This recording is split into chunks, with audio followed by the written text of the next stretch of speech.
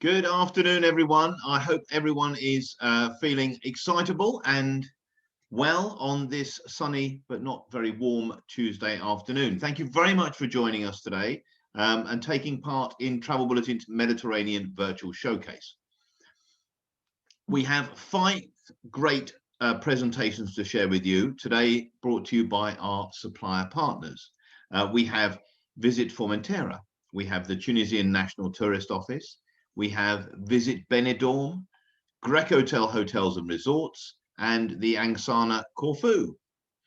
So I'm just going to run through a little summary of what's going to happen over the next hour and a half. Each of our supplier partners will deliver a live 10-minute presentation on their particular product, which will then be followed by a 5-minute Q&A session.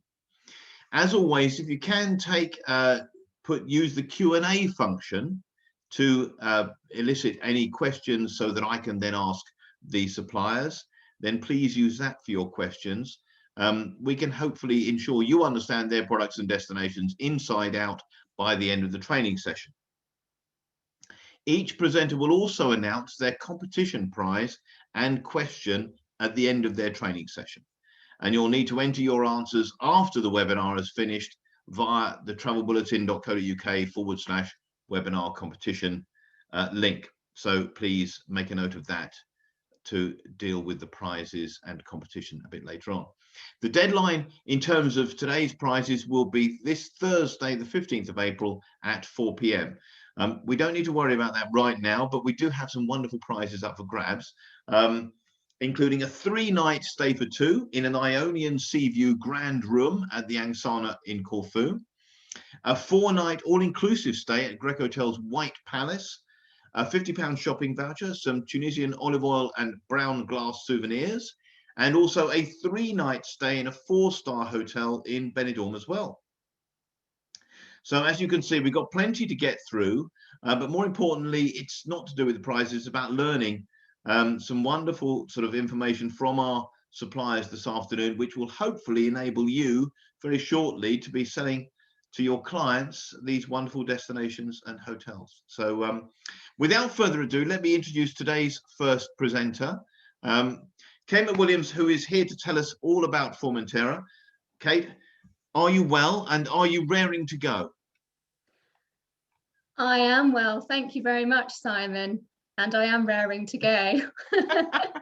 Well, on that note, I will leave you to it and wish you the best and see you at the end. Thank you. Could I just check you can see my presentation? It looks well. I can see your name and a beautiful blue sky and blue sea. It looks very enticing. I know, don't we wish we were there, right? Okay, I'll leave you to it. Cheers. Thank you. Bye.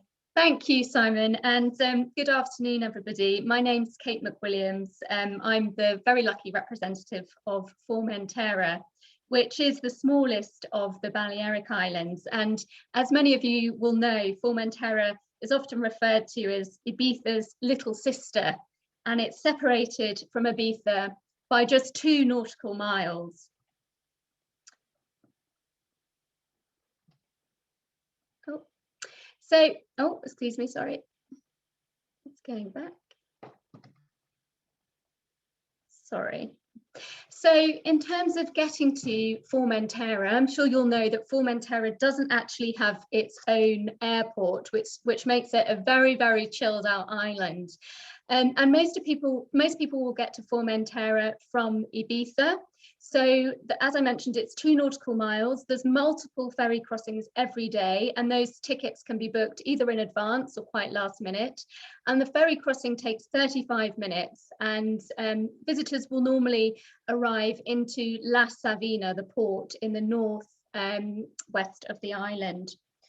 There are multiple companies that sell tickets to Formentera from Ibiza, including Balearia, Trasmapi, and many people do visit Formentera as a day trip. And as you can see, there's lots of yachts and lots of people like to charter a yacht to visit Formentera. But we also do like to encourage, of course, people to stay on Formentera and spend a couple of more days there.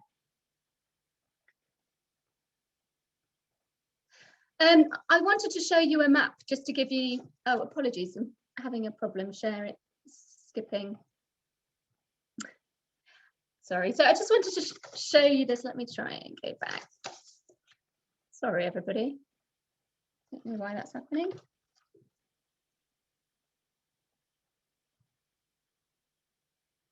Okay, let's try with this. So this is a map of Formentera, and I always think it looks a little bit like a high-heeled shoe. The beauty of the geography of Formentera means it's got very long stretches of beach. So even though from east to west, if you look up at the kind of top left-hand side, which is the port area where you can see a bit of seagrass, all the way to the right-hand side where we've got a tiny little picture of a lighthouse, La Mola, it's just 20 kilometers by land, but actually there's around 70 kilometers, just under 70 kilometers of coastline, which means there's wonderful long stretches of beach. And the longest beach is this beach in the south called Playa de Mijon, which is 5 kilometers long. And as well as beaches, there's lovely little coves and inlets, so people can find their own little private spot to catch some sun. So there's about 20 kilometers of pristine sandy beach, and the beaches are surrounded by pine forests and juniper. And for the children, it's really nice to kind of take them rock pooling and find little caves. And the waters are very, very tranquil and calm normally on Formentera. Sometimes you do get a few small waves, but it means it's wonderful also for kind of swimming, paddle boarding, snorkeling, and other kinds of water sports, also kayaking. Often when people look at images of Formentera, it can be mistaken for pictures of the islands in the Caribbean because of the beautiful turquoise waters.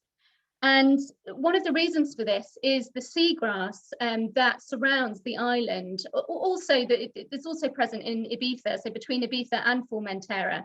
And this seagrass, which is called the Posidonia, has a very unique level of oxygen, which creates for a really wonderful marine biodiversity. So that is why it's such a wonderful place for diving and snorkeling.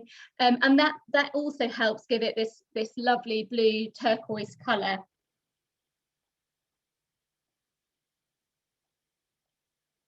So as well as kind of chilling out on the beach, Formentera also has a number of green routes to be discovered. So it actually has 32 green routes and more than 100 kilometers of trail. So we really do try and encourage people in Formentera not to rent a car. We really try and promote the island as being kind of low-key, sustainable, and it's a great place to discover by bike, walking, or on horseback. And on our website, formentera.es, there are a number of brochures that can be downloaded so that you can download and either have these yourself or share these with your clients. So it's a great place for kind of soft adventure as well as chilling out.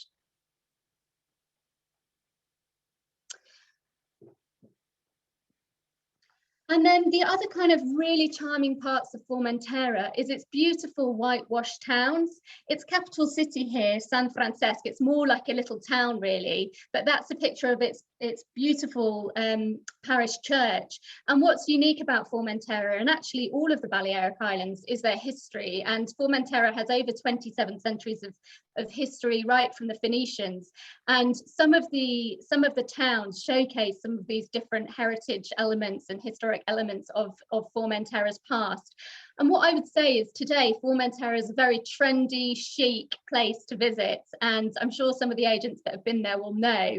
There are some beautiful boutiques that sell really stunning, and I have to say a bit expensive interior design, but also jewelry shops. And it also has this kind of hippie chic vibe.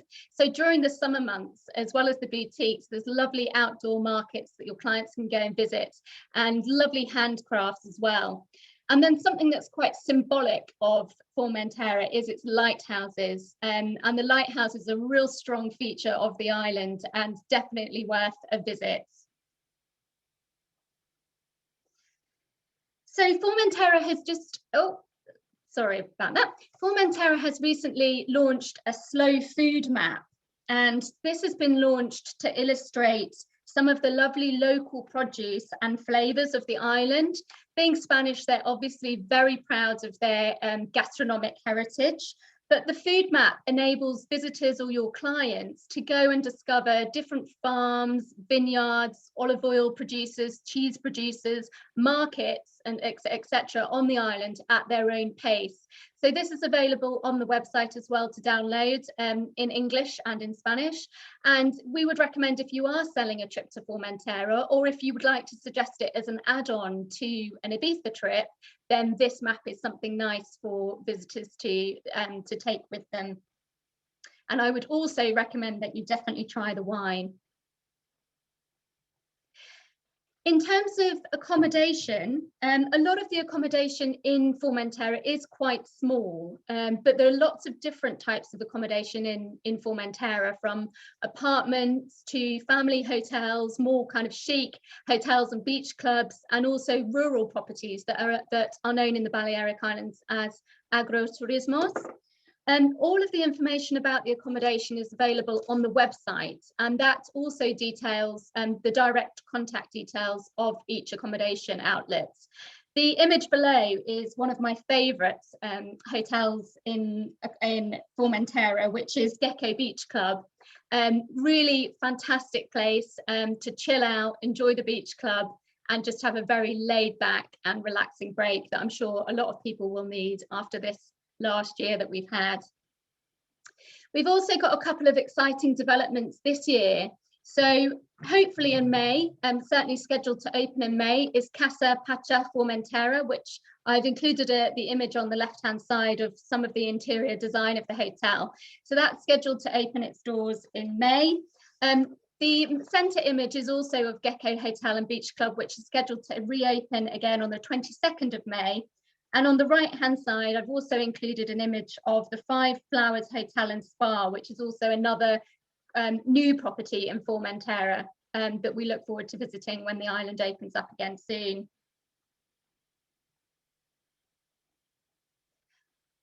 So just to finish off, I should mention that Formentera, because the accommodation, a lot of the hotels are quite small, often with the travel agent partners, they tend to dynamic package Formentera rather than book through a partner. There is some contracted product through tour operation, but it is quite limited. So typically most of our agent partners do dynamically package using the bed banks. And in Formentera, we've got a number of brochures that we've produced, both for end customers and also for the travel industry, which hopefully will help educate you on the island, but also be useful tools for your clients. So, as I mentioned, the green routes with maps of the distances, where to start the walks or end the walks, or if you want to do that by bike, active tourism, the birds of Formentera for your clients that like birding, horse riding, child-friendly Formentera, so it's also a great place for kids, kayaking, and the culture and heritage of Formentera. Oh. So that's it from me. I've left my email address formentera@wearelotus.co.uk and our website www.formentera.es. So please do contact me or one of our team if we can help with any inquiries. At Lotus, we also do represent the Balearic Islands. So you might have seen some of my colleagues, maybe Marta Moya or George Leonard at other similar forums. And I did also want to mention, if you're desperate for a little bit of beach, I know it's not quite the same as going to Spain, but we do have a number of live webcams on, on our website. So you can take a look and you know, whisk yourself away in your mind to the island of Formentera. Thanks very much. Thank you, Simon. Pleasure, absolute pleasure, Kate. Please unshare and join, and we'll run through our Q&A.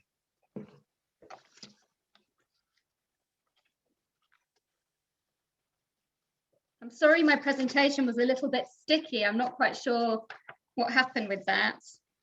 I think you were only just enjoying so much of the sun and the sea and everything else. That's all it was. My finger right, working. I've got some lovely questions for you. In terms of, I've got right, we'll run through a few of these are practical ones. So if I can just ask, Elisa asks, can you organise sort of diving from here in the UK, or do you have to do it when you get there?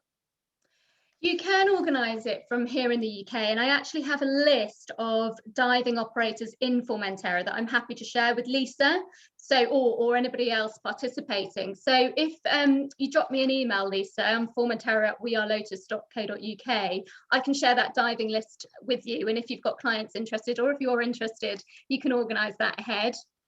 And I would say, fantastic. sorry, Simon, just to add that Formentera and indeed Ibiza are really wonderful places to learn to dive. And I actually did get my PADI in Ibiza a few years ago. And I know we're here to promote Formentera, but obviously they're very close. So the diving schools offer wonderful packages, not just for experienced divers, but also for families. So if families would like to introduce their children, probably slightly older children, to diving, there's a number of family packages that are quite interesting as well. Okay, that's great. Thank you very much. On the sort of activity front as well, I've got another question here that asks, in terms of, you were obviously promoting throughout the video, if you like, a sort of a low impact tourism, in the sense of people using sort of not taking cars or anything like that. So is it easy to hire bikes? And one particularly lazy agent, no, I can't say that, e-bikes, is that something that's also on offer? Yeah, so Formentera is trying to kind of phase out, they're trying to move on to electric vehicles, so that's a kind of long-term plan. And I'm sure many of the agents who've been over to Formentera for a day, what they've probably done is got to the port and then jump straight on a motorbike, which is the traditional way of exploring the island. And most people are like, we need to get around and see it, and then they go back to Ibiza at the end of the day. But e-bikes is something that the island has really been introducing, not just Ibiza, but also the Balearic Islands. So we hope that more and more e-bikes are going to be introduced. What I don't know yet is whether an e-bike can be booked before departure, but that's something that we're certainly looking at. Okay, that's great. I'm going to try and combine a few questions in one now. So Chrissy Mackenzie Cooper and more than 2 or 3 others ask, cost of ferry from Ibiza, if you can run through that. And also Sam Grayson asks, she says, we don't have our own atoll, so we use tour operators just such as Jet Set and JTA, and obviously other consolidators do exist. Do you know if they can book the ferry as part of, you know, their sort of what's available to them? Yes, we do have some product that is contracted, which includes the ferry crossing from Ibiza. We know that TUI sells a couple of hotels, and there are a few other operators. There's also a couple of operators that I can share with everybody in my follow-up who are based in Formentera that will package things up for you. So if agents are able to do that, they'll package stuff up, including the tickets and the hotels and the motorbike or the car, even though we're not promoting that, prior to travel. The ferry crossing at the moment is around €35 return. Okay, and is that per head, and is there a sort of child price, or is that regardless? There is a child price. It used to be around 50%. I need to check because we've not been open for a while, but there is a child price, and that's per head, and that's for a return trip. Okay, it's a return. Okay, no, yes. That's good. I'm gonna have to wind things up in a second, so I've got one. I'm gonna ask one from Julie, who asks. It's one of the things you covered, Kate, was the slow food map.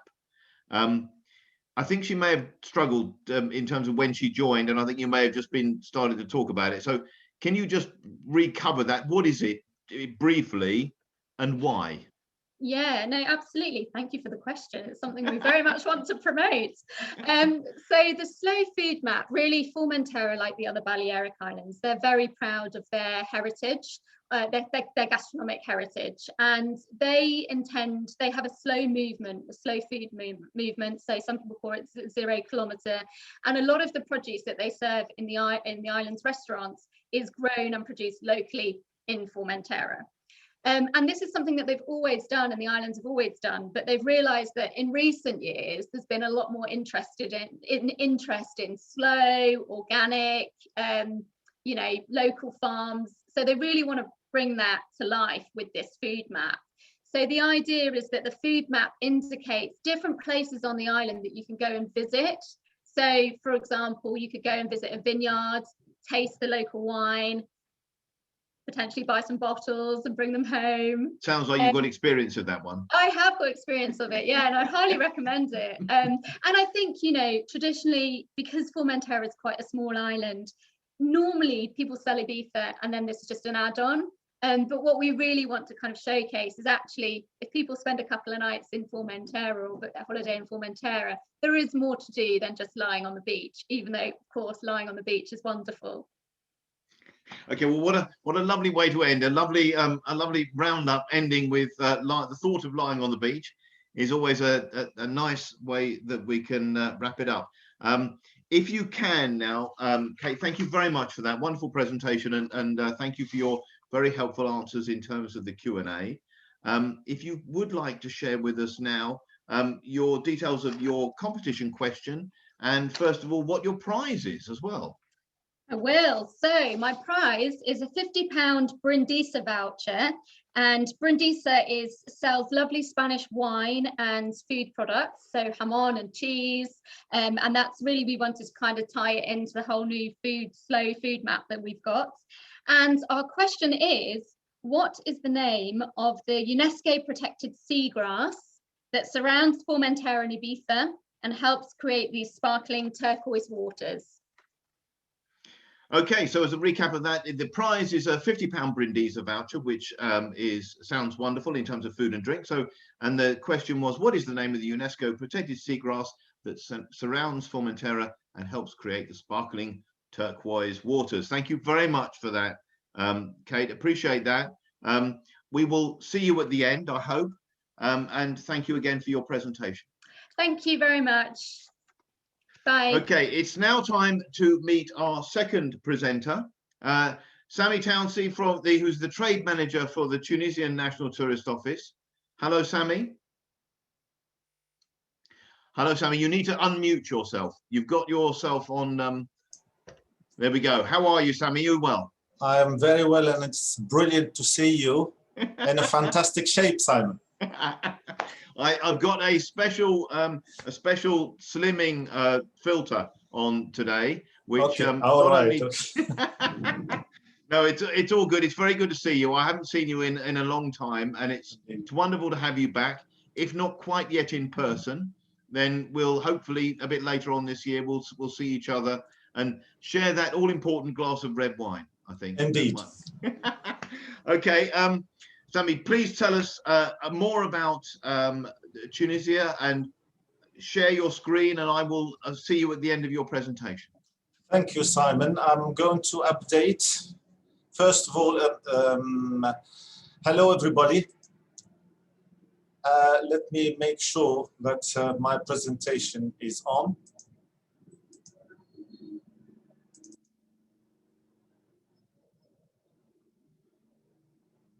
Is it, can everybody see it?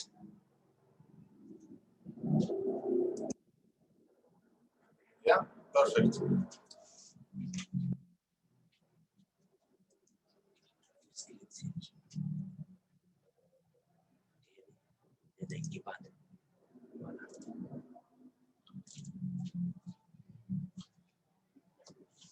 Perfect. Hello, everybody. It's been quite a while to see you all, and I hope you're all very well, safe. I'm not going to be that long or I'm not going to bombard you with many information. It's just about the current situation in Tunisia at the moment and what we are planning to do after this pandemic. The first slide is about just a quick roundup about what Tunisia is about. Many of you know that Tunisia is located in the South Mediterranean. The main resorts are Hammamet, Yasmin Hammamet, Sousse, Port El Kantawi, and the current situation is that the impact of this pandemic has been very dramatic on the tourism revenues and the volume as well of the tourists visiting Tunisia, 78% minus comparing to 2019. And the revenues as well are very impacted, and the economy, the same thing for the economy. We are now trying to, not trying, but we have already implemented a very robust anti-COVID protocol. And I'm sure you're familiar with many of those figures, like the capacity within the hotels, the taking of the temperature for the tourists coming inside the hotels. My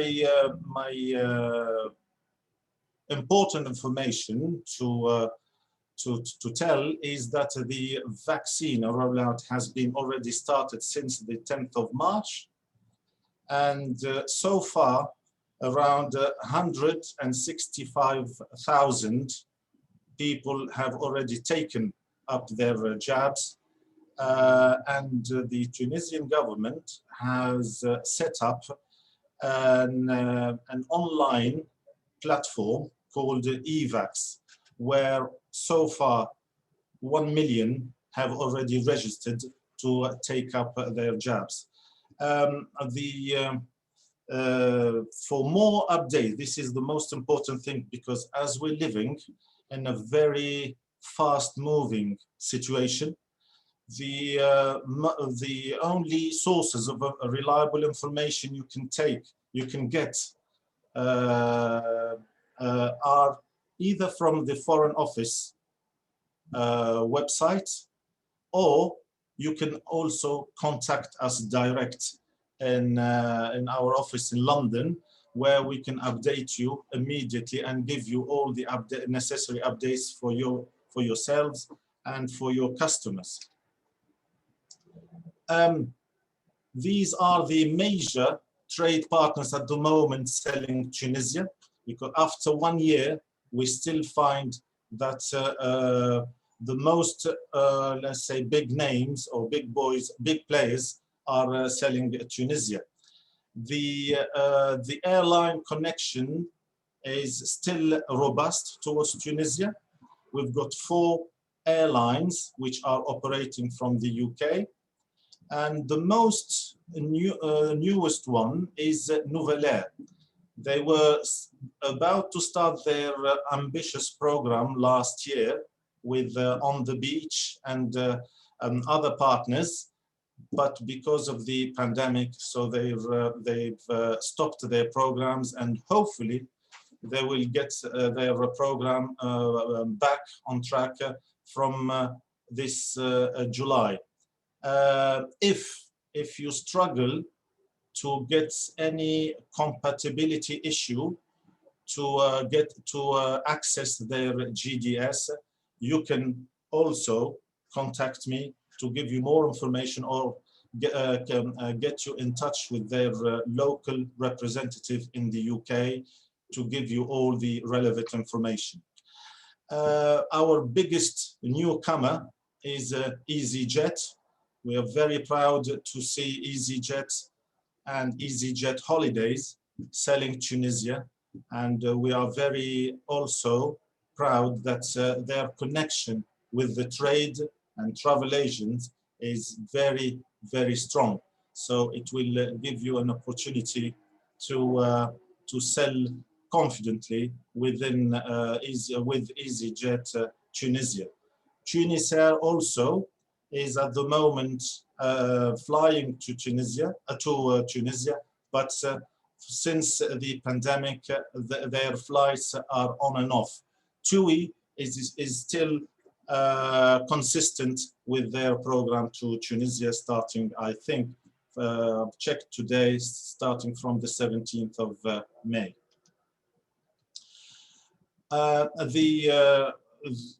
Despite the negative impact of the COVID on the tourism industry, We have unfortunately lost almost, not almost, many of tourism workers, and also many hotels are shut, but still not out of business. And despite that, the Ministry of Tourism is still conducting its own vision to build a new tourism in Tunisia based on sustainability and diversification. The most important vision or principle to implement is how to bring tourism to all local regions in Tunisia and make tourism working for every Tunisian and each part of Tunisia. And to give you an example of what kind of accommodation now Tunisia is trying to implement, to promote, let me first remind you that Tunisia is still the most perfect destination, beach, all-inclusive destination in the Mediterranean, very good value for money and very near to the UK. So many families and couples are always watching at Tunisia as their potential destination. However, there are also now many boutique hotels popping up all over Tunisia, and this is to remind you that the strategy now is to give more chance to these kind of properties to enhance the local economy and sustain local communities all over Tunisia. Also, Tunisia is now working really hard to highlight its heritage. It is very important for us as a destination to tell the world about 3,000 years of history, going back to the Carthaginians, through the Romans, and to the Arab Muslim era until the independent Tunisia. There are also a lot of work with the UNESCO to highlight the intangible heritage, such as our food or many handicrafts as well. The Sahara Desert will remain one of the fundamental pillars of tourism in Tunisia, especially when you take up either a 2-day or 3-day excursion to the south of Tunisia. And as you probably know, there are 3 different types of the Sahara Desert in Tunisia: the sandy one, the rocky one, and the mountain oasis. These are what we now trying also to push in Tunisia, what we call the hidden spots, unspoiled places in Tunisia. Even myself, 3 of these places I have never been to. So this is to show you how deep and rich Tunisia is. And there are many places like this, dozens of places like this that will be promoted in the coming years as hot hidden spots to visit in Tunisia. These are also hidden towns and villages not far from the famous resorts such as Hammamet or Sousse, for example, the fortress of Kilibya, or the perched village of Tikruna, which is located between Hammamet and Sousse. And I know many of you as also have heard about this fantastic island of Kirkina, which was promoted in the 90s, but unfortunately stopped now. But the Ministry of Tourism at the moment is trying to push it as an important hotspot tourism destination in Tunisia. Also, the food, it's very rich, and Tunisians cherish a lot their food. It is mainly spicy and hearty, and it's all based on freshness and cooked from scratch. Olive oil plays a big role in our cooking, and couscous is our main national dish. It is cooked slightly different from the Moroccan way, but it's still very, very popular in Tunisia, and many tourists love it. Wine in Tunisia is very deep in our culture. Since the Carthaginian times. It's just to remind you that today is the first day of Ramadan, and many tourists sometimes wonder whether they can enjoy some wine in Tunisia. It is absolutely legal for all tourists to enjoy wine during the month of Ramadan. There are no restrictions at all, either within the hotels or in tourist restaurants. We don't import any wines in Tunisia. They're all locally produced, and I can reassure you that especially the red and white wine are absolutely fantastic and quality-wise similar to any wine in famous wine destinations. The handicraft as well, 350,000 people are working currently in this industry. It is very important to our local economy, and we're trying to promote it, especially and include some of them in the UNESCO heritage. Guys, thank you very much for your attention. I know I can give you more information about what is going on, but I'm very happy to take up your questions if you have some. Thank you, Simon. Thank you very much, Sami. If you can unshare your screen, we'll both be side by side, and then I've got some questions for you. Okay. So what shall I do, Simon? Sorry. Just unshare your screen. Okay, yeah. Mm-hmm. Okay, wonderful. Thank you very much for that, Sami. It's good to have you back. As always, you're running slightly over, which is what I expect from you, no less. So it's good to see that you're getting your money's worth. That's what I like to see. I hope so. Okay, right. Okay, I've got some questions here for you. So first of all, I've got Michael Atkinson. He asks a number of questions, but I'll try and keep them into one. Will all of the resorts be open? I think what he's saying is, well, I hope maybe what he's saying is, is it? Can you book sort of Hammamet? Can you book Sousse? Can you book Porto Cantawe? Can you book any of the resorts that you would normally promote, or is it a number of hotels in each resort? How's it generally going to be working when things open up?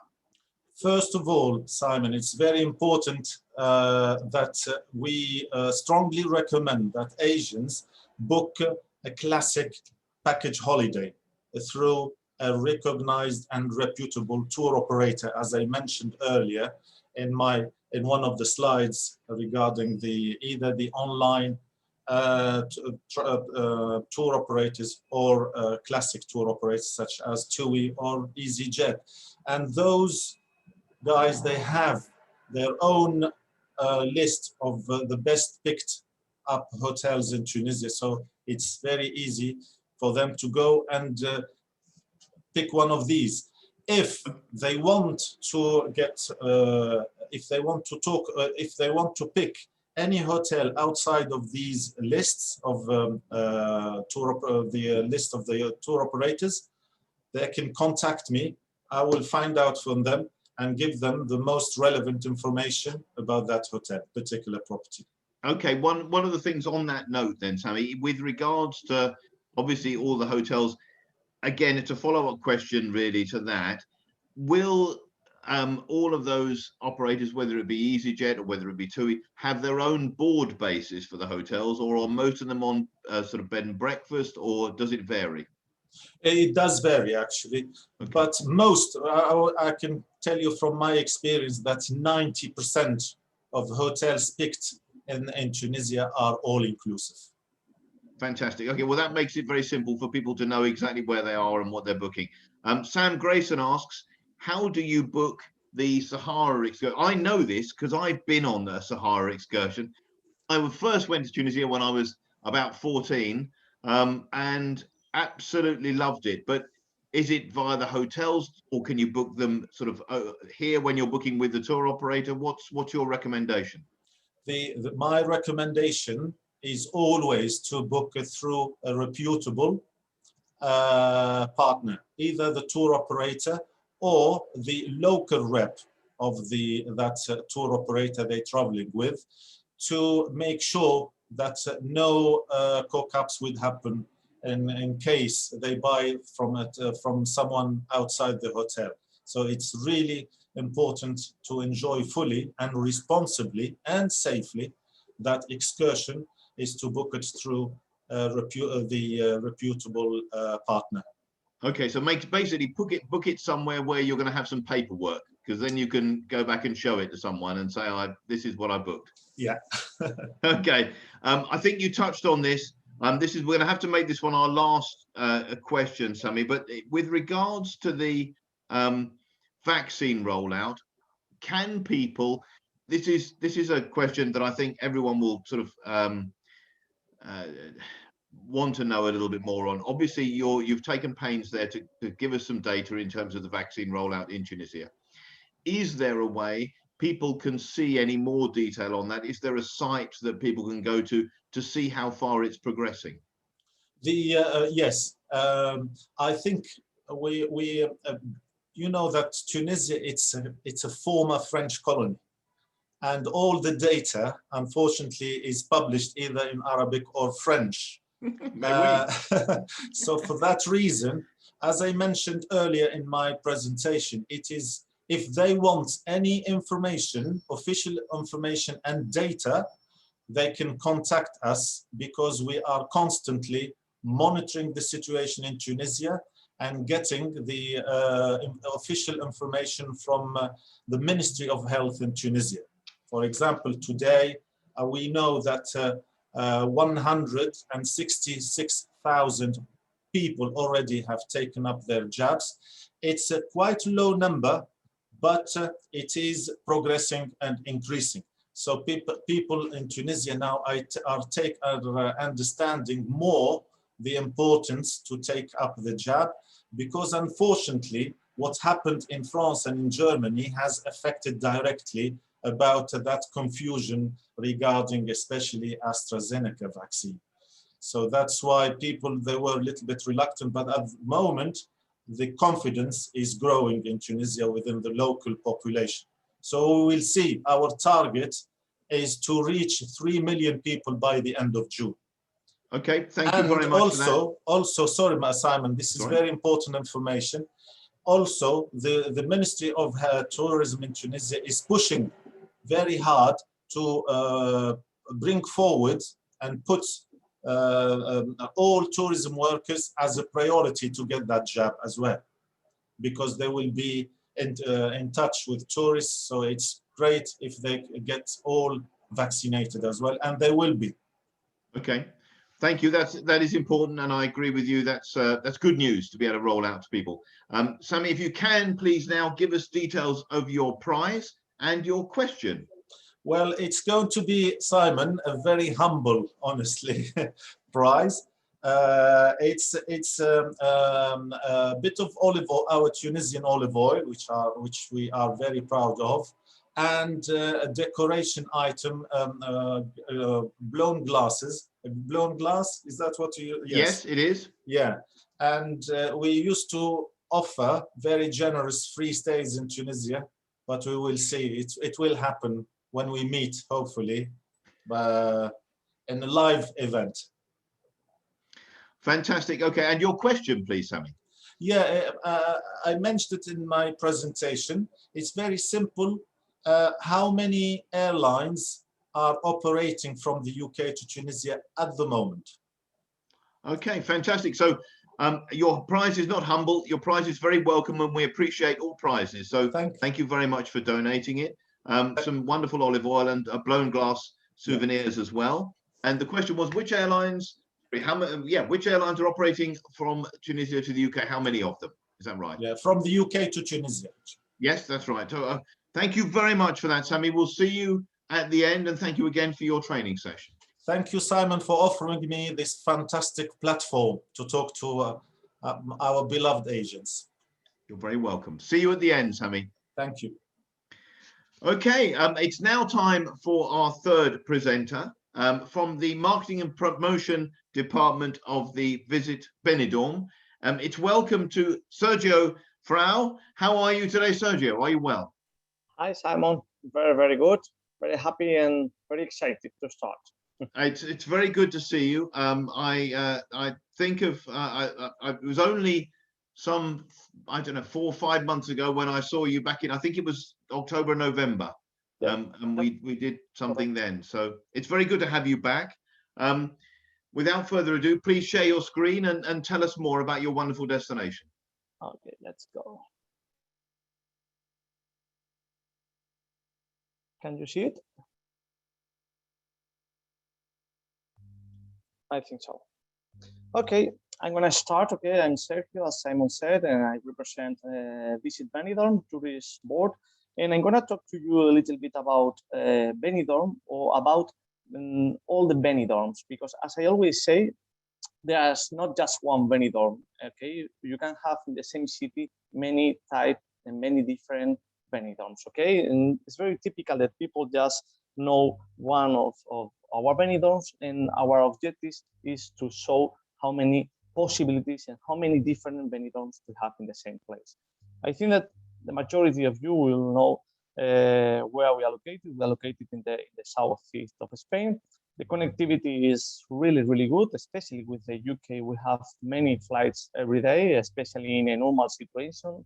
Now, obviously, we have less than ever, but we are looking forward to recover this normality soon. No?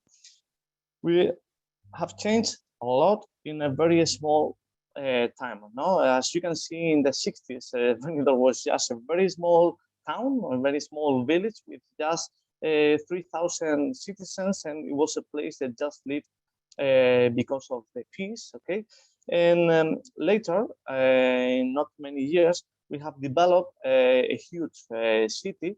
I also like to call it Benny York, okay, because of tourism. Okay, it started to come tourism little by little, and people decide to avoid and to forget about the fees and concentrate in the importance of tourism and making people happy. Because I think that Benidorm, I always say, there's not any factory. We don't make anything apart from tourism. Our only factory in Benidorm is the factory of happiness. Everyone is happy during their stay in Benidorm. Why this girl looking to our lovely Benidorm has to choose us? Why Benidorm? One of the reasons is that we have more than 300 days with sun in a year. This is really, really amazing. And our average temperature of 20 degrees. Okay, in January, which is our coldest month, we can have 19, 18 degrees, okay, when the sun is shining. We are a very vibrant town, okay? We are full of bars and restaurants, and not just the bars that many people know located in the street. We also have all kind of bars and restaurants located in the rest of the city. As you can see, these two girls having a nice and tasty cocktail in a sky lounge with wonderful views. Okay, it's an ideal place for all ages and groups. Okay, I always say that there is a Benidorm for everyone. Everyone can find his Benidorm, but you must know where to go and where to stay in order to find your Benidorm. But I think that family, a couple that wants to be relaxed, a group that wants to be partying, people who wants to have been doing a sport can find his Benidorm, okay? And the purpose of Visit Benidorm is to make people and to educate people in order to find the correct Benidorm. We've got also an excellent value for money. Okay, in Benidorm you can stay in a 5 or 4-star superior hotel with an excellent price, and the quality is really high. Benidorm is open all year round, and this is also a very important thing. No, many places in the Mediterranean coast and in the rest of Spain have to close in winter season and they open again in summer. Benidorm not. Benidorm, all the hotels and all the offer is open all year round, and this is very important. As you can see, this girl here is also working in Benidorm, and this is something that we are now promoting. We are promoting Benidorm as a perfect place to work. Okay, we know that not many people are working at home, but they are working at home in big cities, in a small flat or apartment, and we are offering now our nice resort as the perfect place to work. Okay, what do we offer? The main thing that we offer right now, which is very important, is safety. Okay, we are very conscious about the importance that people feel safe in our destination. That's why we have invested a lot. The public town hall and also the private offer, the hotels have put and implemented many systems of security in order to fight this COVID situation. Just one of these for this summer, last summer, we implemented a system of plots in the beaches of Benidorm, and there were different plots of 16 meters each one, and people could be just 4 people in each plot, preserving and giving the possibility of having distance between the other people. The beach was very organized, and the feedback of everyone at the end of the summer was really amazing. People felt safer than ever, and they were all congratulating this measure. We've got in Benidorm in total 5 beaches, and this is very important because people sometimes just know Benidorm and Levante Beach. Levante Beach is the most famous beach, especially for the British, because here we have the biggest variety of bars and pubs. But if you go to the other side of Benidorm, if we go to the south, we also have Poniente Beach. Poniente is a longer beach, but it's a totally different product. Here we have a very relaxed beach, especially for families. Also, we have national people and many international from other countries. And if you want to be in a totally different Benidorm, I would recommend you this wonderful beach. But apart from these 2 beaches, we also have 3 more beaches. As you can see, here we have the small beach Almadrava and the small beach Tio Chimo. These 2 beaches are located in the natural park of Sierra Lada, which is near Benidorm, and as you can see, the water here is really clear. And we are not in Formentera. Formentera also has the same kind of water. And why? Because here, as Kate said for Formentera, here we also have the Posidonia grass plant. And thanks to this plant, we have this wonderful and this clear water. Then the last of the 5 beaches that we've got is Malpas Beach. This small beach, just 100 meters long, is located in the old town of Benidorm, and it's very beautiful. It's very warm, and it's a very good place to be all year round because you will be able to have a dip even in January here because of the temperature and because it's very warm. We've got all kinds of sport activities in Benidorm. One of these could be having a kayak tour. Okay, if you are quite brave and you want to do a challenge, you can go to the island of Benidorm, which is in front of the town, and it's a wonderful trip, no, and very nice to do. We also have, of course, scuba diving. We have several diving centers that offer the possibility of discovering the nicest places of our sea. Okay, thanks to this Posidonia grass plant, we have very clear water, many plants and many fish. Okay, under our water.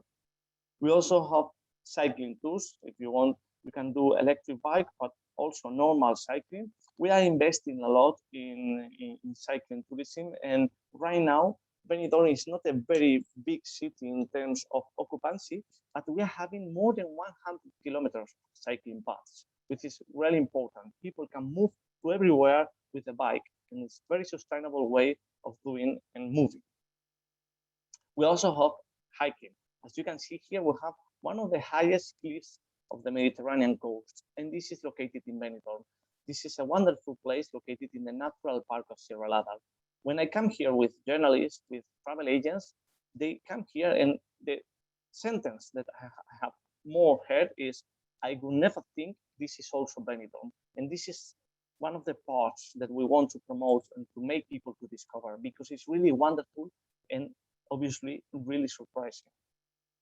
We've got all kind of deep tours because Benidorm, yeah, we are in the coast, we are in the Mediterranean, but behind us, in just 5 minutes by car, we're having many kind of mountains. Our region, the region of Alicante, is one of the regions with more mountains in Spain. So we take advantage of this and we take people to do all kind of jeep tours and jeep safaris in this area. We've got also golf courses. We have 2 big ones, 2 18-hole golf courses designed by Jack Nicklaus. And also we've got a pitch and putt golf course for beginners. We've got the possibility of having a karting competition, which is very funny. We've got also the cable ski, which is something unique. And I always say that in Benidorm, you can do all kinds of sports. And people say, no, but you cannot ski because you don't have snow. Yeah, we cannot ski in the snow, but we can ski in the water. This device was made by a man coming from the north of Europe, who fell in love in Benidorm and say, I love Benidorm, but I love skiing, and here I don't have snow. What can I do? And he invented this system more than 50 years ago. So thanks to this, people can ski in the waters of Benidorm. We've got also the possibility of doing a jet ski, which is very, very funny. We've got a wonderful old town, and people get very surprised here. It's kind of Santorini or Mykonos in Greece, with the whites and the blues. It's in the middle of the 2 beaches, and it's the place where you would discover Benidorm as it was many years, or 70, 80 years ago. We've got 5 different theme parks. So families, this is the perfect place. You have all kinds of attractions, animals, water parks, and the possibilities are very big.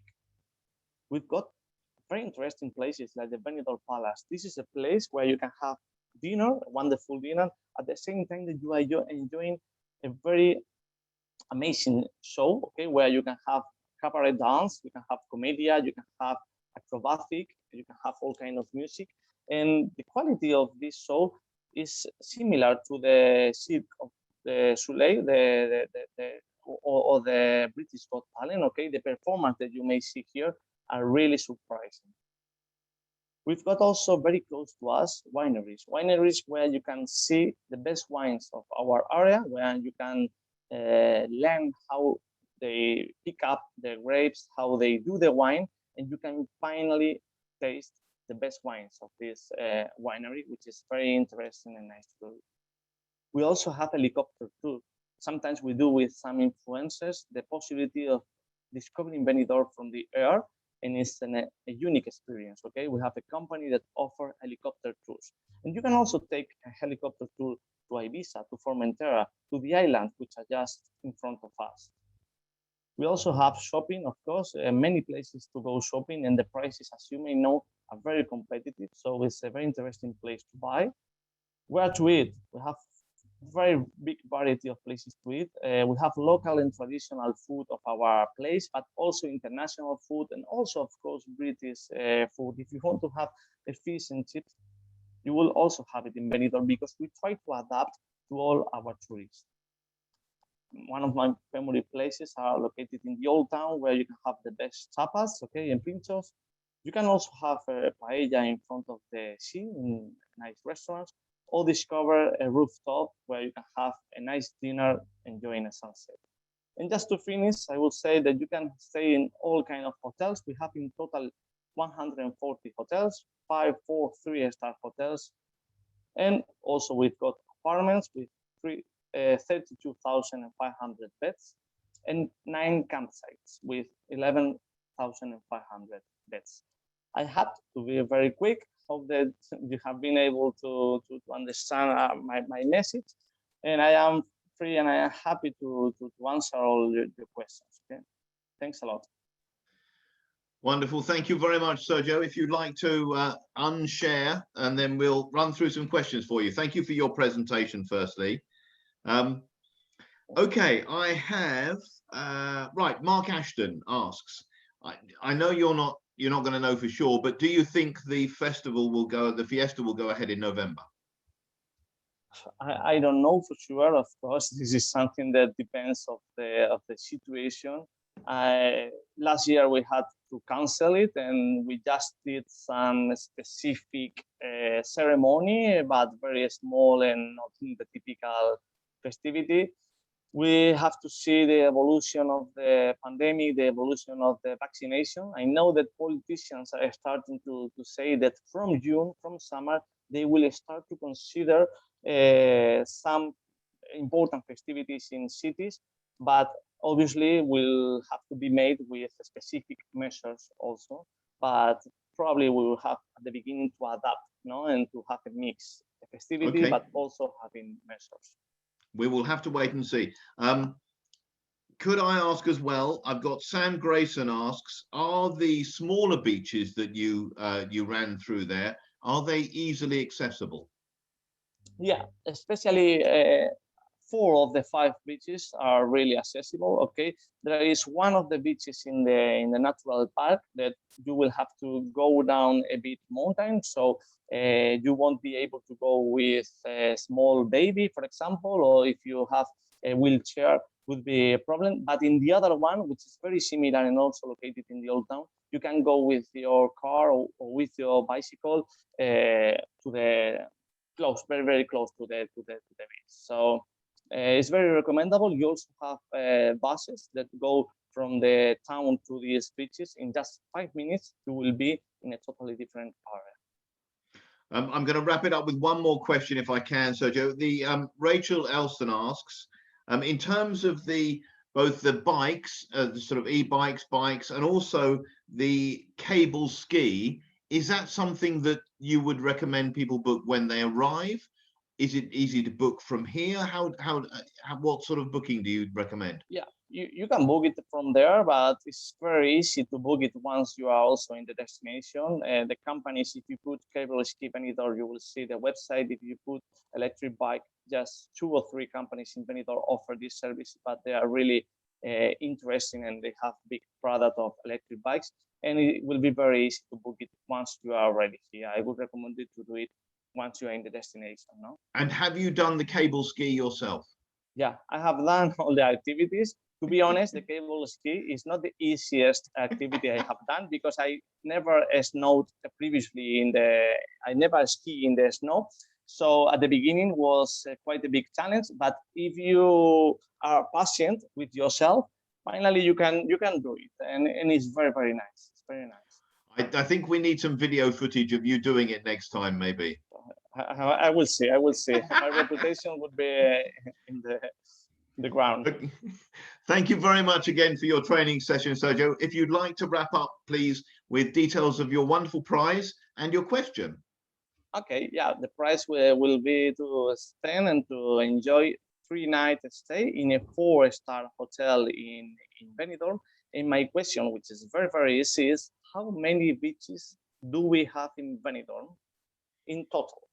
Okay, so just to wrap that up, a 3-night stay in a 4-star hotel in Benidorm. And the question is, how many beaches and coves has Benidorm in total? Remember, all of the competition questions are going to be answerable via travelbulletin.co.uk/webinar competition before Thursday the 15th at 4 p.m. Thank you again, Sergio, for your presentation. We will see you again at the end. Thanks. Okay, see you. Thank you. Okay, it's now time to meet our 4th presenter, Kostas Sinis, the Director of Sales for Grecotel Hotels and Resorts. Kostas, lovely to see you again. How are you? Hello, everyone. Hello, hi. How are you? I'm extremely well, thank you very much. Thank you for being patient with us. We'll let you strike on and look forward to you sharing wonderful information about the Grecotel properties. Of course. Hello, everyone again. My name is Kostas. I'm the Director of Sales for Grecotel Hotels and Resorts. And today I'm going to be showing you a few of our hotels just to get an idea of what we do best. Let me just share my presentation. There you go. Amazing. All right, everyone. So again, welcome.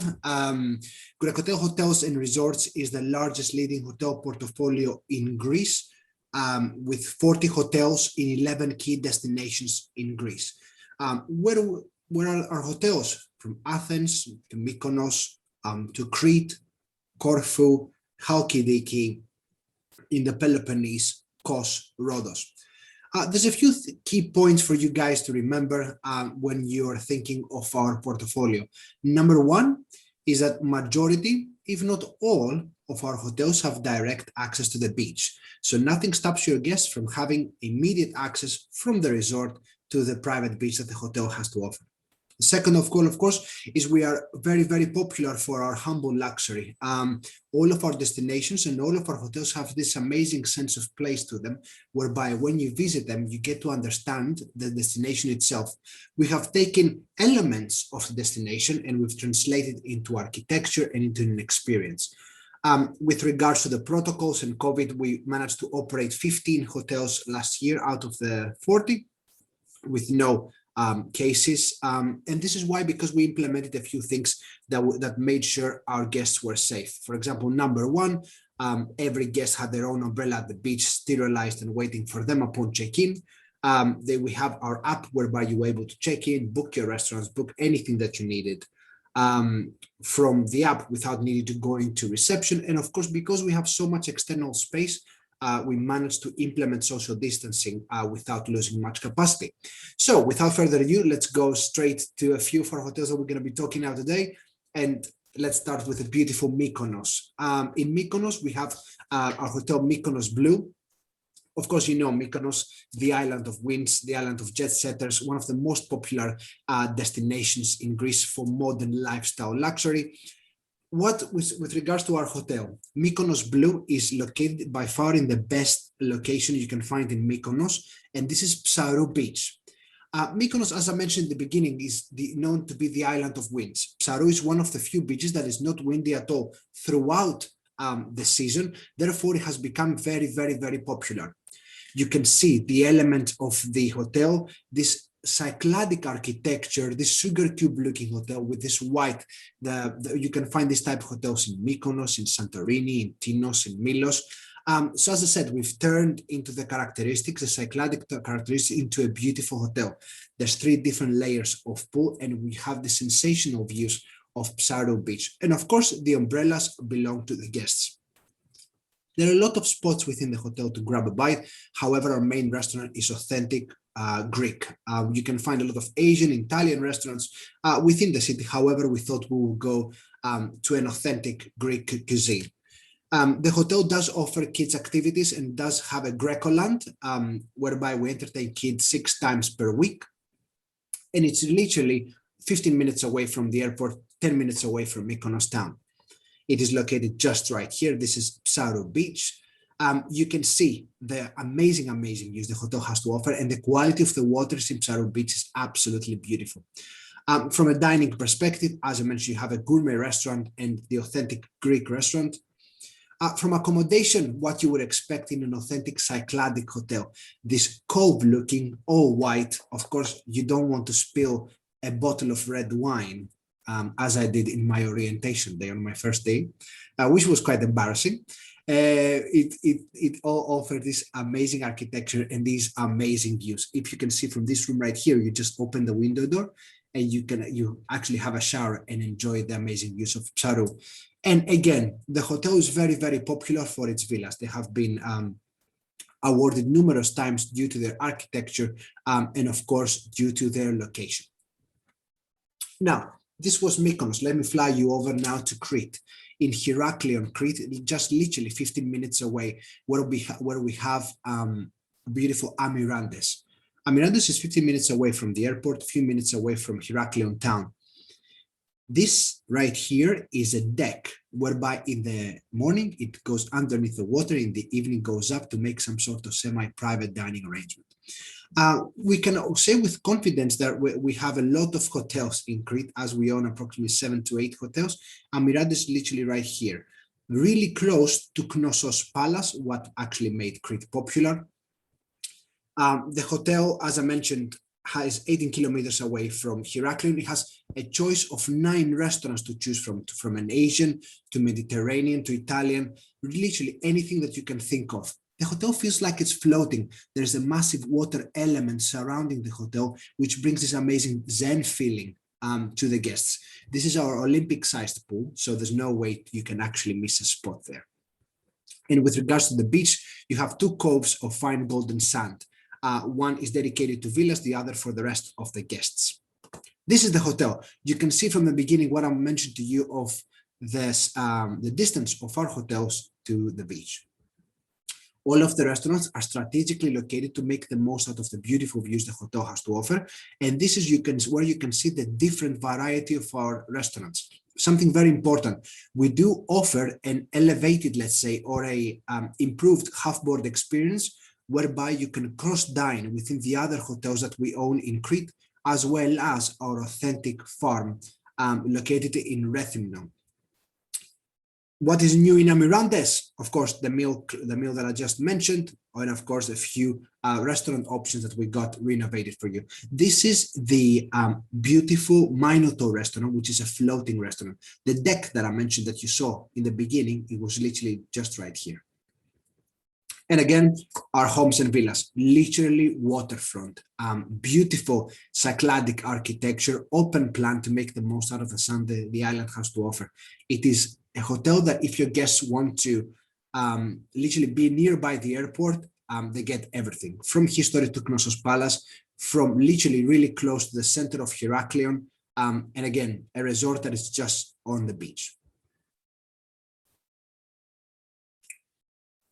We're moving to Rethymno, and in Rethymno we have Lakshmi White Palace running its 2nd year of renovation. Lakshmi is this luxurious all-inclusive concept that we're having.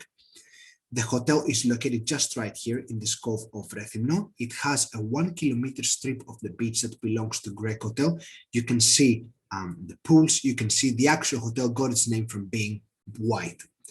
The location could not be better. 1 hour drive from Heraklion Airport, and a few minutes away from actual Rethymno town. What is included with regards to Lakshmi? You have the 24-hour WhatsApp concierge. You have, of course, choices of Syriac restaurants and bars to choose from. It's not your usual all-inclusive. We've gone big. So everything is included. You can do from wine tastings. You can go to chocolateries, patisseries. You have all-day snacks coming at you. You can pick anything that you want, from 100 labels of wine to 150 labels of alcohol, all of that included in the price. The hotel has run through big renovations and looks absolutely beautiful. This is the variety of restaurants that we have, from fine dining to Mediterranean to Italian to literally anything that you can think of. And again, the activities as well are included. The villas are absolutely sensational, and the views that they offer are absolutely great. Lakshmi concept we have in a few places. We have in Corfu, we have in Kos, and we also have in Rhodos. And all of these hotels have been renovated. The bedrooms renovated as well. And last but not least, let me take you over to beautiful Corfu. In Corfu, we are privileged to own our own private peninsula, which is called the Komeno Peninsula. This is where we have Grecotel Corfu Imperial. It has run its 3rd year of renovation. It looks absolutely new. You can see the quality of the waters, this turquoise look. In general, the Ionian Islands are very popular for the quality of the waters and amazing looks. The hotels, all of the main building rooms are overlooking at the sea. Are overlooking the sea. So that's a massive USP. Pool area has been renovated, that you can see the coves of sandy beach that we have, and our food and beverage elements that are all overlooking at the sea. Again, Corfu was owned by Venetians for many years, so you'll find a lot of Venetian characteristics within the island. And this is why this particular hotel will feel very large, will feel very loud in terms of characteristics. As I mentioned, the hotel is set on its private peninsula, just a few minutes away from from Corfu Airport. 14 restaurants to choose from. We also offer pontoons that will take you to the nearby hotels that we also have. And it has 3 Blue Flag awarded sandy beaches.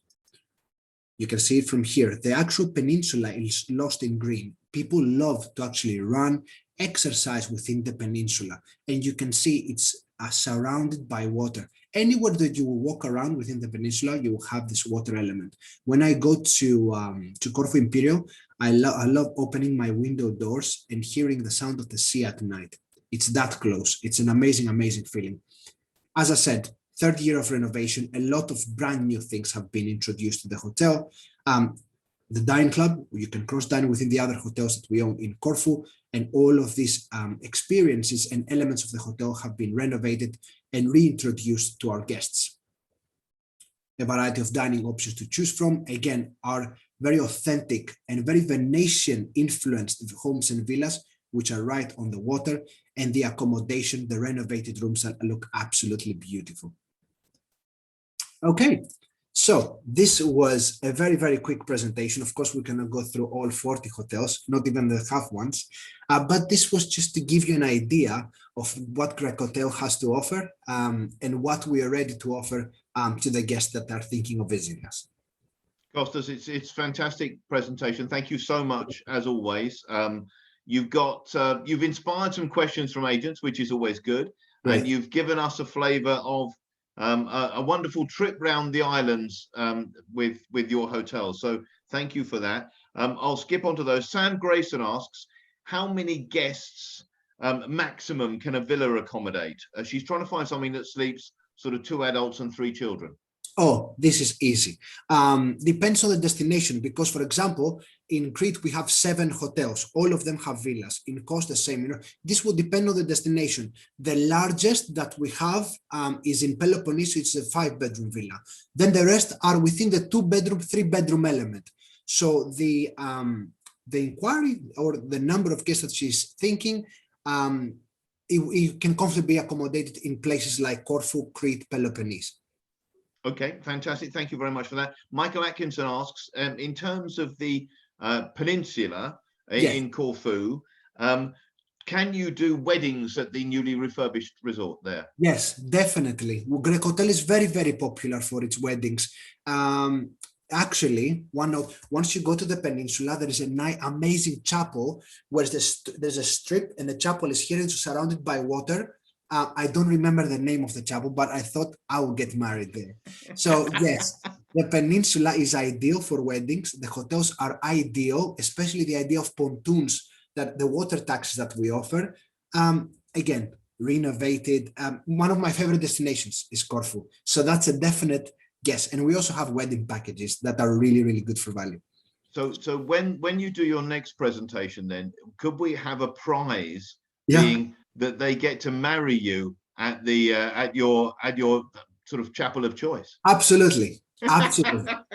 The easiest. That's the easiest. What you're asking me. Okay.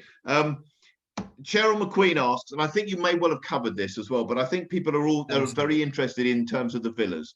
How big do they go? I mean, presumably there's sort of presidential type ones as well, are there? Yes, definitely. May I ask, is this with regards to a particular hotel? Because she actually asks at the White Palace. Sorry, yes. At the White Palace. That is an amazing, amazing question, which does not come to my head right now, but I will respond to her on a text in the next 2 minutes. Okay, well, that's great. Okay, I've got a question here, which is a bit unusual, but I think you'll this would be something that you'd be able to help with. Yes.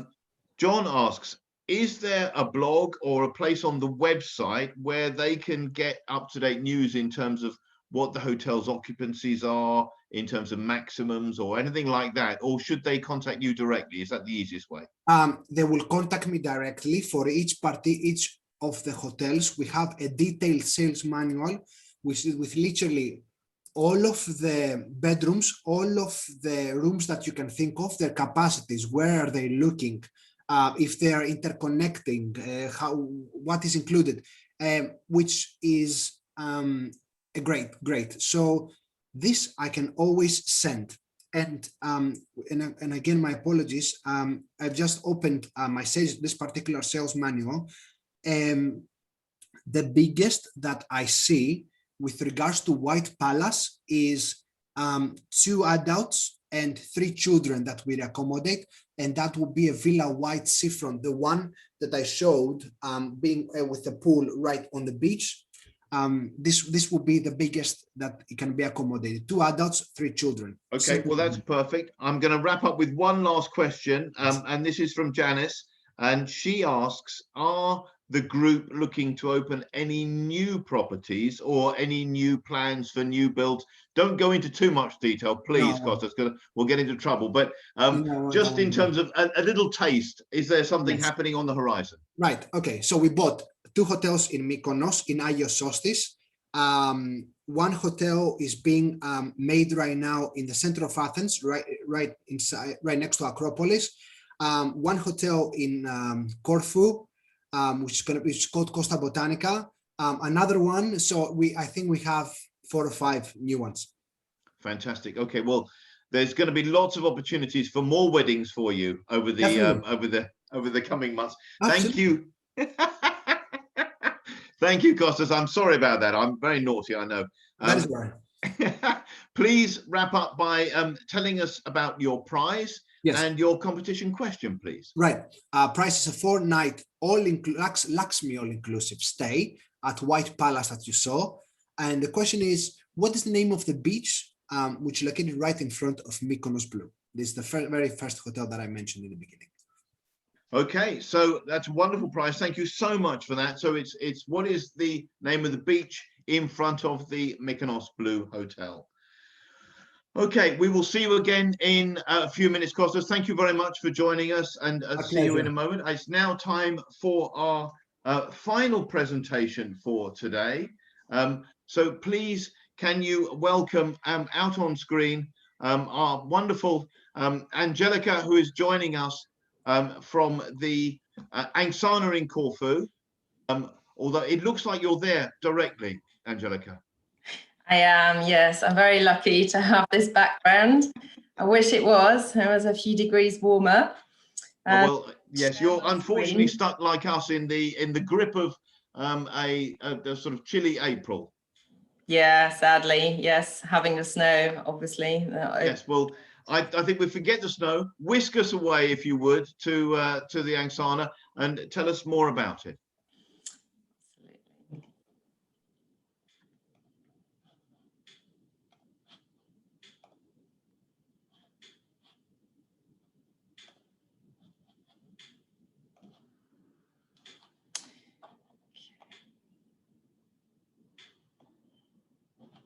So good afternoon, everyone. Thank you very much for sticking around. I know it's been some time. My name is Angelica Marsh, and I'm based in the UK office for Banyan Tree Hotels and Resorts. I'd like to tell you a little bit about Angsana Corfu today. Very excitingly, this is the first Banyan Tree property we are opening in Europe. So we've come all the way from Asia and the Indian Ocean and Mexico to finally have our first footprint in Europe. And the property is opening in the middle of June this year. So just a word on Corfu. I'm sure a lot of you are familiar with the island. It's an Ionian island in the northwest of Greece. And our resort is just 12 kilometers drive from Corfu Airport. And the old town of Corfu is actually a UNESCO World Heritage Site. As you've heard already this afternoon, Corfu has a very Italian Venetian influence. So that's something that is reflected in the architecture. So there's a lot of history, a lot of culture for guests to explore, but also not forgetting the beautiful beaches and lagoons and sand dunes on the island. So our location for Angsana Corfu, we are situated on a hilltop, so we've got those amazing sea views over the Ionian Sea, that crystal clear water. We have our own private beach, which is just a minute transfer away in a private buggy. It's 12 kilometers south of Corfu town. Our neighbor pretty much is the Achillean Palace, which was the summer residence of the Empress of Austria, Sissi. And we're also less than a kilometre from Benitez village. To get to the resort, it's a short 20-minute drive by car or a 10-minute speedboat ride. And this is the marina of Benitez. So Benitez is the closest village to the property, and you can see Angsana, Corfu just up there on the hillside. In a snapshot, we have a choice of 159 rooms and suites. And in true Banyanchi style, we also have some private pool villas, 37 of those. And out of all the accommodation, 70% has sea view. There's 3 restaurants and 7 bars to choose from. There's a choice of outdoor and indoor pools. We also have our award-winning Angsana spa brand at the property, as well as a gym, a kids club with its own pool, and that private beach that I mentioned. Okay. So the accommodation, our entry-level category, we're actually very proud to say we have the largest double room on Corfu. It's a starting size of 41 square meters, and I'm not going to bore you with too many numbers, but it is quite an impressive, spacious room. All of the rooms have a furnished private balcony. They have marble bathrooms with walk-in showers, and this entry-level category is the only one that doesn't have a sea view. There are a number of interconnecting rooms, so that's really handy for families, and there are also 10 accessible rooms. And then as we move up, our Ionian Sea View Grand Room is the first one with sea views. It's the same size, but you have those stunning views here. We've got a selection of suites accommodating between 3 and 4 people. And our Ionian Sea View suite.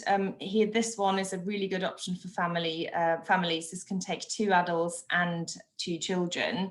It's also really good value compared to booking to entry-level suites. So if you've got family where they'd like the children to stay in the same unit, if they're maybe a little bit smaller, then this is a really good option.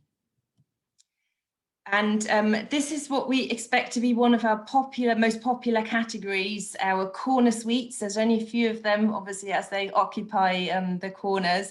You have a very spacious 80 square meters for 4 people and a 180-degree sea view. So that's pretty impressive. And then I mentioned already our villas. So we've got 37 pool villas in total, ranging from 1 bedroom up to 4 bedrooms. They have very large patios or terraces. Some are built on just a ground floor level, others are on 2 floors over a maisonette layout. The pools are about 18 square meters large, so it's pretty decent size. That's the 2-bedroom version, so this is a really good family option as well. And again, you have those stunning sea views from absolutely every single one. All of the villas are fitted with kitchenettes, so that's very handy to have for families and groups of travellers. And all of the bedrooms have their own ensuite bathrooms as well, so there's no queues in the morning. We have 1 3-bedroom pool villa, and we have 1 4-bedroom pool villa, which can take up to 9 guests with a very spacious 300+ square meters between them. So these are really good options for families that would like that extra space and have their own private pools, but also groups of friends traveling in their own bubble potentially, and have somewhere that is private, that is secluded, and really gives them that home away from home feeling. In terms of dining, there's 3 restaurants. Our all-day dining restaurant serving buffet breakfast, lunch and dinner. And then the highlight really in the restaurants is Bottrini's. This is run by Michelin star chef Ettore Bottrini, who is a local who's from Corfu, and he's also known as the host of Greece's Hell's Kitchen. So you have a true celebrity looking after you and wining and dining you. So this is going to be a very popular choice. And then we've also brought a bit of a flavor from Asia over with Ko, which is our Asian fusion sushi restaurant. The hotel is sold on bed and breakfast. We do have supplements for half board and full board, which includes the meals in the main restaurant and then a credit in the other restaurants. We've got a couple of lounges for your relaxed daytime coffees, as well as chilled out evening drinks. And our starboard lounge is what you're looking at here, is our outdoor snack bar. Now this obviously has the most impressive views again of the sea. So that's a really great place for a spot of afternoon tea. And then going down to the beach, this is still an artist impression. We're still waiting for the real images here. Our beach bar is on Acropunta Beach. And as I said, this only takes a minute from the main part of the resort via private buggy transfer. The beach bar here serves drinks and healthy snacks throughout the day, and guests also have access to water sports from here. And then Vertigo, some of you might not recognize, but know of our Vertigo rooftop bars, for example, in Bangkok or in Kuala Lumpur. And we've brought this over to Corfu, and we've got our own Vertigo rooftop bar in Corfu, which is going to be a very popular evening bar, and also I'm sure be an impressive wedding venue. And the image you see here is our sunrise pool bar, which is built over the infinity pool on a wooden deck. So again, you've got those 180-degree views from here. In terms of pools, our guests are really spoilt for choice. We've actually got the largest outdoor infinity pool on Corfu, really very high up. The altitude level from the beach up to the main part of the resort is about 600 meters. So that's why you're getting those stunning views. We also have our own pool for the kids club. And very good selling point also, we have a heated 25-meter indoor pool, which is very handy to have for guests traveling in the cooler months or in the winter season as well.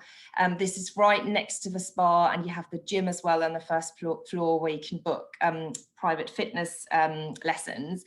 The Angsana Spa, it's an award-winning spa brand. It's actually the largest hotel spa in Corfu, and it's going to offer authentic Asian spa experiences in our 11 treatment rooms. Our spa therapists are trained at the Angsana Spa Academy, so it's a very rigorous training schedule, but it does ensure very high quality and consistent quality of treatments. So in addition to the indoor spa, we also have outdoor massage pavilions. So while you get your treatment, you can enjoy those lovely views as well. And there's also an outdoor yoga deck. So if sunrise yoga is your thing, then you're in the right place. For our little ones, we have the Rangers Club, which is for children aged 4 to 12, has its own swimming pool for children where we will be running private swimming lessons for them. And obviously lots of activities, lots of games, lots of entertainment. So no one will ever be bored in here. For those traveling to Corfu on business, we will also have space to accommodate up to 150 people indoors, as well as 200 people outdoors. And talking about events, of course, weddings, the all-important ones, well, there are still restrictions in place in Greece to hold weddings. We are working on wedding packages, so we'll be able to share details with you soon. But one thing is for sure, our Vertigo rooftop bar and also the beach areas is where we expect to be two of the most popular spots to hold wedding celebrations.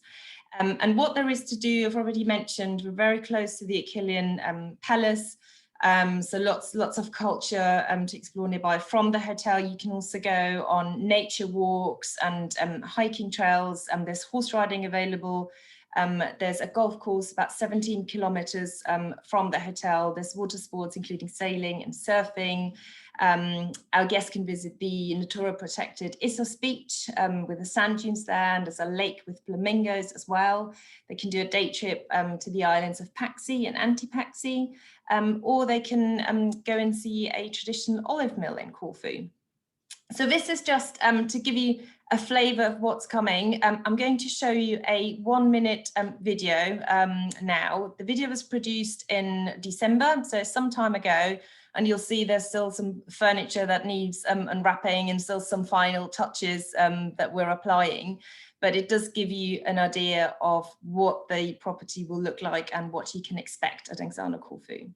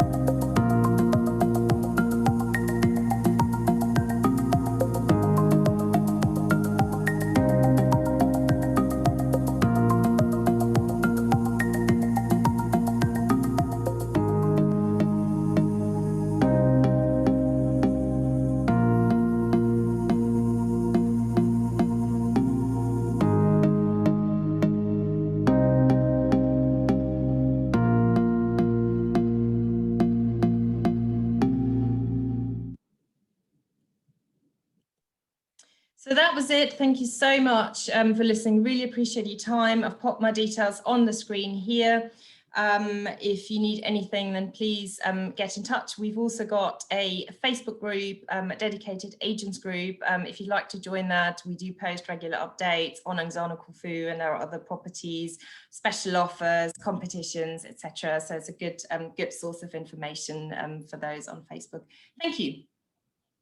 Fantastic. Thank you ever so much, Angelica. That was really, really great. It's good to have a video at the end, and it worked perfectly. So it's nice to see that everyone could see that as well.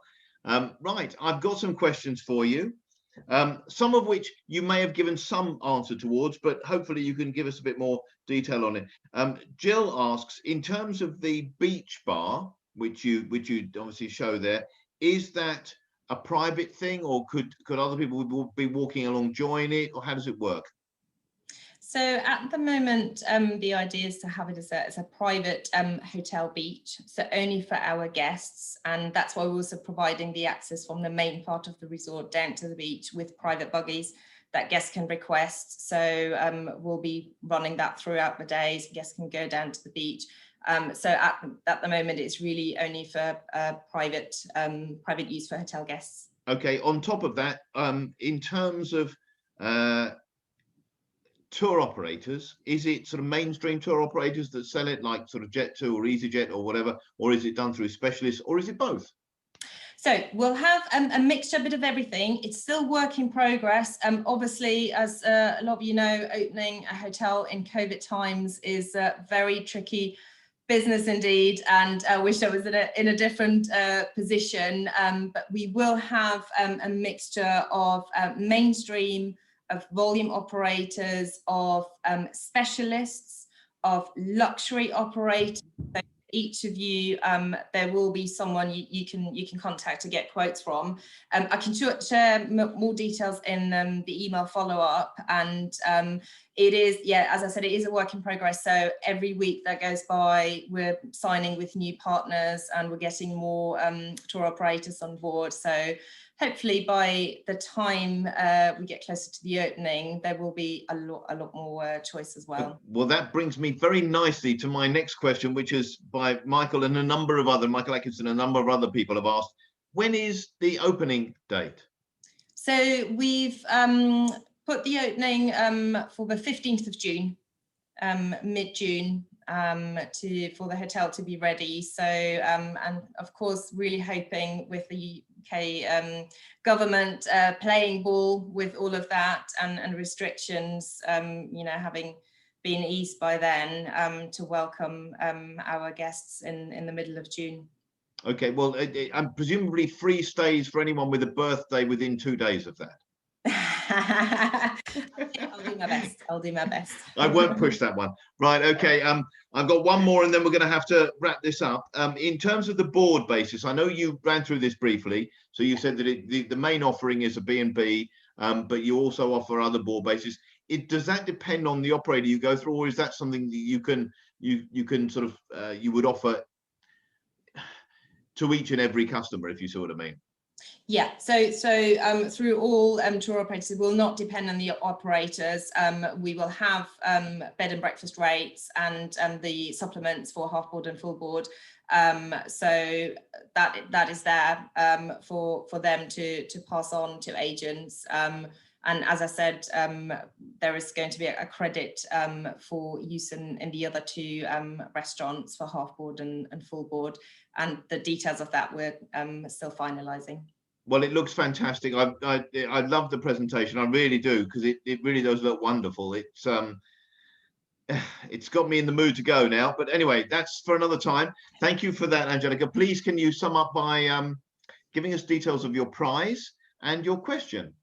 Yes, so for the lucky winner, there is a 3-night stay in a Ionian sea view grand room. So you get those sea views for 2 people for 3 nights. And the question is, what is the name of the nearest village, or the village nearest to the hotel? It was in the presentation. Should not be. It was. I remember it well myself. That was just a recap on that. It's a 3-night stay for 2 in an Ionian sea view grand room. I think with a welcome 20-minute Angsana spa relaxing foot massage as well. Yes, I forgot. I'm sorry. Yes, I was not going to take that away. Yes, it is indeed a 20-minute foot massage. I'm planning on winning this one myself. And what is the name of the village nearest to the hotel is the question. All of that is to be entered via our website. So go to travelbulletin.co.uk/webinar competition. That'll be there slowly. We've now come very much to the end of our Travel Bulletin webcast. If you do want to watch it again to recap on any of the information, it will be viewable tomorrow, not only on our website, also via YouTube. It'll also be up on our Facebook page as well. I'm sure you'll agree. We've learned a great deal today, and that's entirely down to our wonderful partners. So thanks again to Kate, to Sammy, to Sergio, to Costas, and to Angelica as well. Thank you for delivering such great presentations. If you would all come back on screen, thank you so much for being patient and staying till the end of the webcast with us. Thank you all to the travel agents who've joined, and thank you all for tuning in today. I do hope you have a wonderful rest of your day. Please give everyone a big wave goodbye. Thank you, guys. Thank you very much. Bye-bye.